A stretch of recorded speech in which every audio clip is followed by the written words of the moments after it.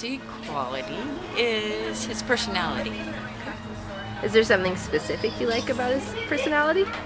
He's outgoing, confident, certain. Yeah, got it.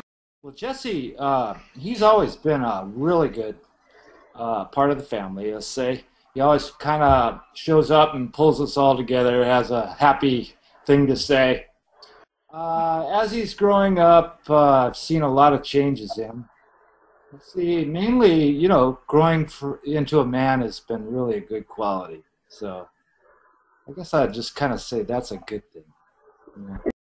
And my favorite Jesse quality is definitely the rock and roll lifestyle. Can you say we had a loud? It's definitely his rock and roll lifestyle. Oh, rock and roll. Golf tournament where we had to come up with a nickname for him, and he did it himself, and it was Dickface, and we were all thinking it, but we didn't want to say it. Okay. So a guy that can say that about himself, that's a good quality. All right.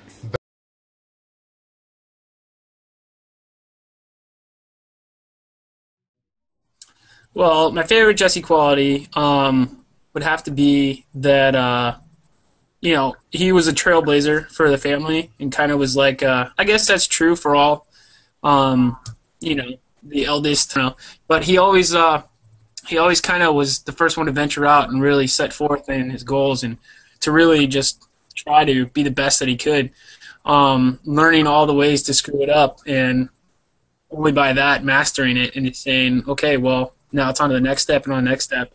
And that's one of the qualities that I really like most about him and that I try to shape my life around as well. So that's beautiful. My favorite quality about Jesse is his height. I like to surround myself with tall people. Okay. No. I think it's his willingness and ability to compromise. You know what I mean? Like, Jesse always likes to work on a level playing field for him and whoever else he's working with or just friends with or being around. So.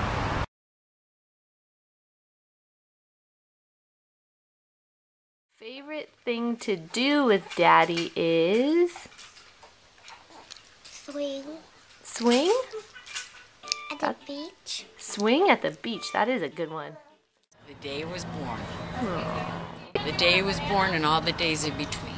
Oh, so everything. Mm-hmm. Oh. So good, but I think my most favorite moment on that trip was we had, I think, a weekend, and we went over to a far end of the island where there's a trailhead, where the trailhead takes you up onto the Nepali coast.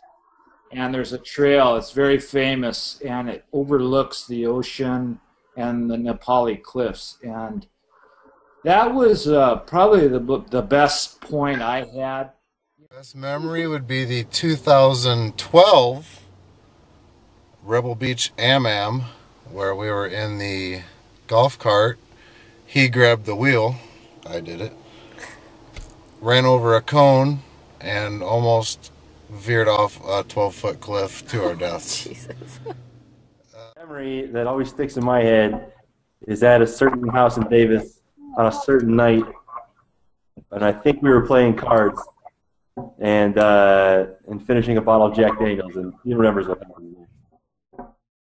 Okay, so my favorite Jesse memory was he was up in Sacramento and he was working at Evangeline's novelty store. And for all those who don't know what it was a like a 3-story with a basement building that had a bunch of costumes and a bunch of weird people that worked there and all this other kind of crap. But at this time, Jesse was going through his loss prevention phase where he was working there with his criminal justice degree. And I remember sitting in the window and just kind of like looking out at the audience and everyone that was walking around. And we spotted these kids that were going to steal something. And I actually didn't even see them. Jesse saw them from across the way and was like, hey, check this out. So we waited for the kids to steal him and put it in his pocket. and the kid walked out of the store. Now, the kid thought he had gotten away with it just scot-free, and Jesse and I began to follow him. So we must have followed this guy for about 3 or 4 blocks, and then finally Jesse had the foresight to take a sidestep, get in front of him, stop him, question him, grab the stuff, and then walk back with him. And that was like awesome because I'd never seen it from that side. Like I've shoplifted multiple times, and I never thought that anybody would be there to see it, and it kind of really put a whole different perspective on it. To pin my best Jesse moment down to one thing is really difficult. I can definitely tell you that I've never had a bad time with Jesse. We've definitely had our moments where we've needed to level that playing field, but never a bad moment with Jesse. He's a great friend. I love being around him. So. Awesome. But that wasn't really the best memory. The best memory was that same night we were closing down at Evangeline's. And the thing is that this place was, it was like an old mortuary, a courthouse, a jail. It had burnt down a couple times, and it just had got this huge, huge history of Old Town Sacramento. So we're walking through, and this whole time Jesse's trying to scare me because he thinks that he thinks that it'd be funny and all this kind of stuff. But there was a certain procedure that he would have to do things. And he would have to go down, lock the door, open it back up, say goodnight to the kids, lock the other door, walk down this whole thing, and he'll explain it to you when you guys are all sitting there. And we make our way all the way up past the basement, which was probably the scariest part. Locked up everything, and then we get to the top floor. Now, this whole time, he's telling me about how there's ghosts and all this other kind of crap there. And so we go to the 3rd floor. And there was this part where you had to walk by it, and then you could trigger a pull mechanism, and this big monster jumped out and scared you. And so he got me with that one. I kind of knew it was coming, but I didn't really know. I didn't know what to expect, and I got scared, like, oh, my God. And then we were all laughing about it. We're sitting there, and we see this figure move across the – we saw it move upstairs. And we had searched from the bottom floor all the way up to the top, and part of the job was to make sure that there was no one there. So Jesse and I go into instinct mode and just like, okay, there's somebody in here because we had a clear shot of this. And we had gone back downstairs, gone upstairs, everything like that, and then a bunch of weird, crazy stuff started happening, like paranormal stuff. And I remember, like, there was one point in time when Jesse and I just looked at each other and, kids, put your earmuffs on. Are they on? All right. There was a point when Jesse and I looked at each other and were just like, fuck this place. We got to get out of here. So we ran, and we got to the top of the stairs. It was a straight down, like, 3-story staircase that was just, like, waiting for someone to fall and break their neck.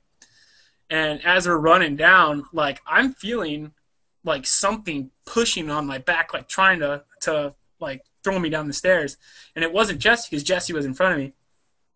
And we run outside, and we go outside, and we're all like just panicked because we're like, holy crap, something weird just happened. And he had worked with this one girl that was a clairvoyant, like, she had like extrasensory perception to weird stuff that was going on. And she walked up to us, and she was like, you saw him, didn't you? And me and Jess looked at each other, we're like, ah! It was just like awesome. And then, that whole trip was pretty awesome. And that's like probably one of the fondest memories I have of him. There's so many, and just to narrow it down to one is pretty hard to do, but that's the one that's most clear in my memory.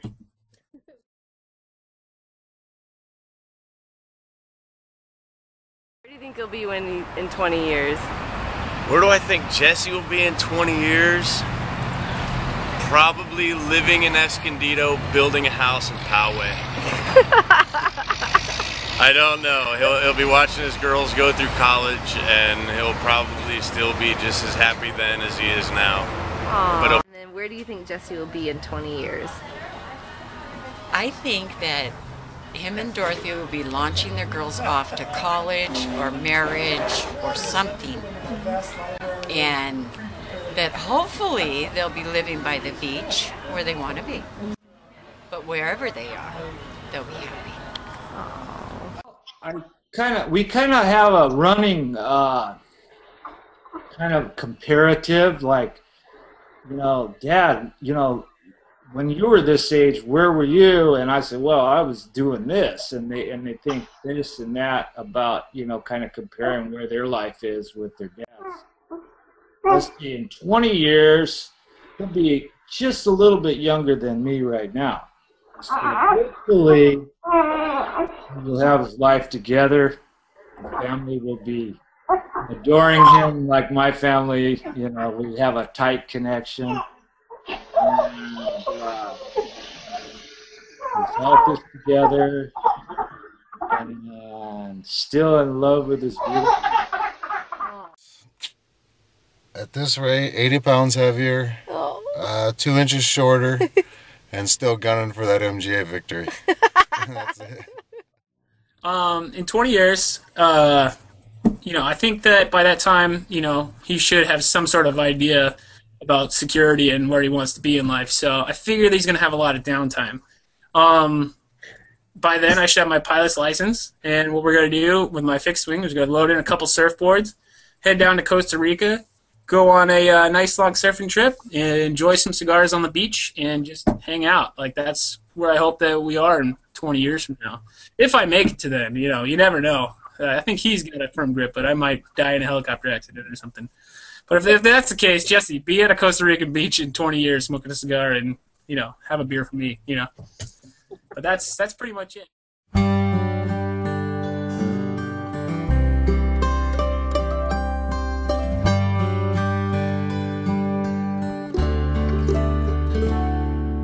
Some people have it, and some people don't.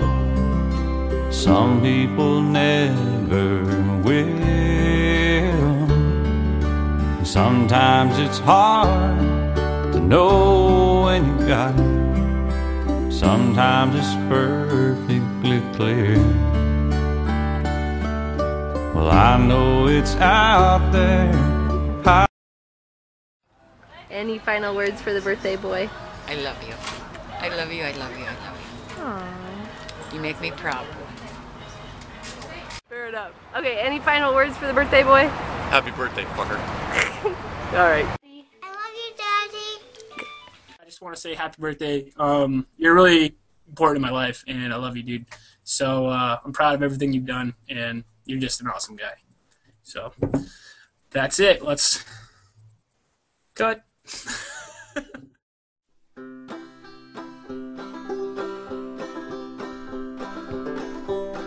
There may be no end, the ways that I see it, but it seems I need to end to begin.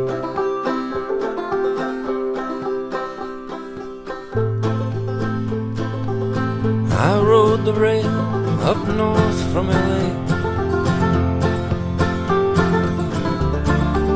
the golden hills behind me.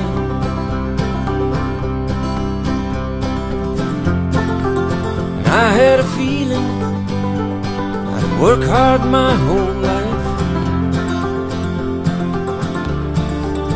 that nobody would ever find me.